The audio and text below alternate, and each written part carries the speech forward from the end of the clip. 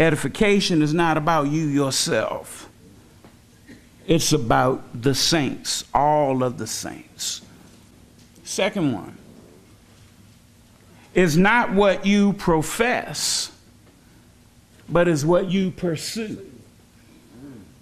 Scriptures, Romans 14, verse 19. Y'all can mark this one too. Therefore, let us pursue the things which make for peace and the things by which one may edify another. If I ask the question, how many of you all are builder-uppers, I would venture to say most of the hands in the house would go up. You know, we would like to say that I'm a builder. I'm positive. I'm trying to do the right thing. But please understand, folk, this isn't easy. It's easy to talk about somebody's shoes didn't match. It's easy. But it's difficult to be looking for the positive, especially in people that you think are negative. See, and none of us are immune, because if we're not careful, we can get caught up in the conversations that we have. It is so easy to get caught up in a conversation before you know what you're talking about somebody. That's right. Oh, you're right. Nobody's edified in that. Well, what are you saying, preacher? It's easy to say offhand things that tear people down.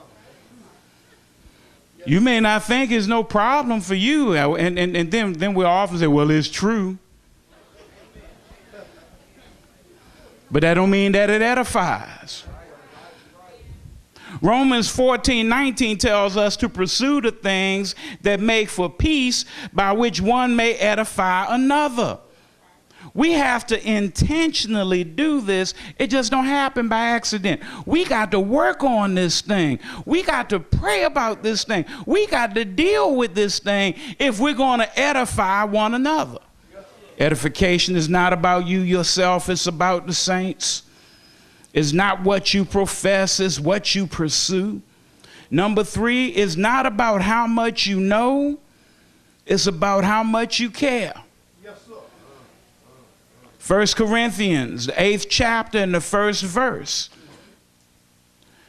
Paul said to the church at Corinth, now concerning things offered to idols, we know that we all have knowledge. Knowledge puffs up, but love edifies. See, knowledge puffs us up, but love builds us up.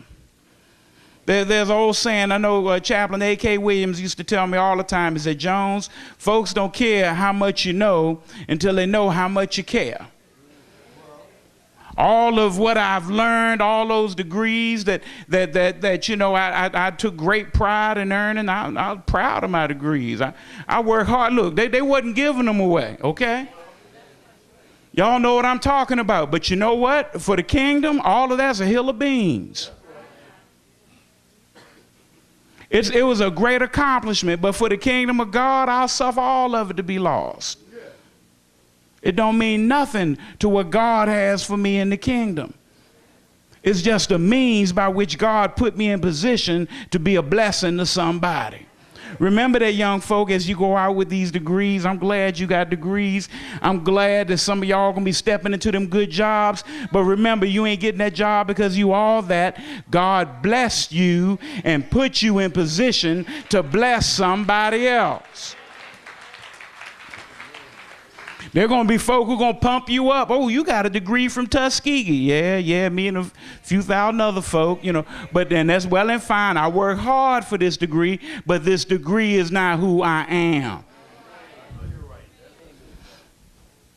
See, edification isn't about how smart you are or about how many courses you've taken in school. Edification starts primarily in the heart when you look out and see people and love them unconditionally.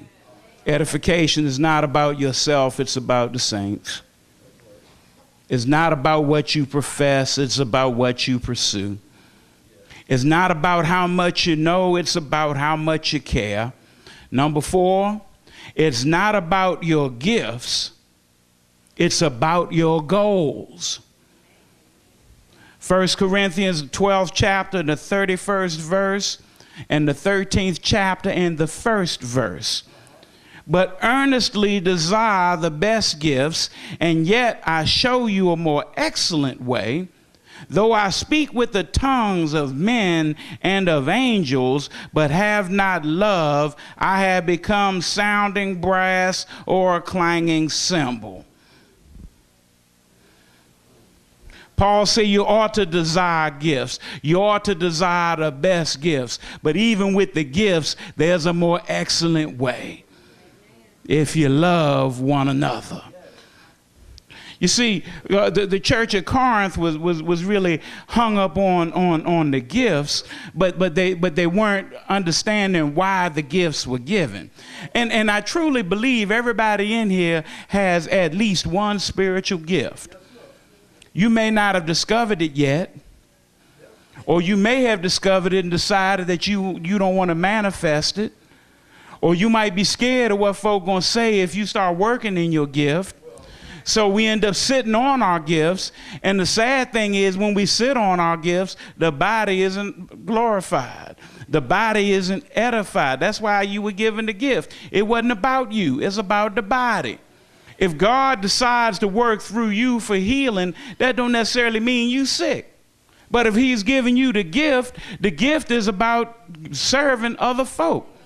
Now please, let's not get it twisted. Your gift don't make you special. Your gift don't elevate you to where you will or will not sit, or to what status you receive in the house. It is a gift that God has given for the utterance and the edification of the body.